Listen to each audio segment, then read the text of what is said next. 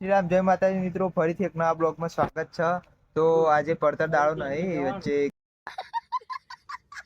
દિવાળી પછી વચ્ચે પડતર દાડો અને ત્રીજા દાડે બેસતું વર્ષ છે અને અમે આવી ગયા અમારા સોહિનભાઈ જોડે. જો સોહિનભાઈ વાત કરે, हमको जिंदा मत छोड़ो सालो। આ રૂપાળા ઈવાના દોત કાઢીને હસી. હા હા હા, ગોજારે નહીં જવું દ્વારકેશમાં, દ્વારકેશમાં હેડો હેડો. અમારા સોહિનભાઈ થોડા શર્મા ઈવન બહેરું આવ્યું તું પણ સંબંધ તૂટી ગયો. જો આ સોહિનભાઈ સોહિનામાં તૈયારી કર રણુજા જવાની. હા ભાઈ, જવાનું કે નહીં? ચાણ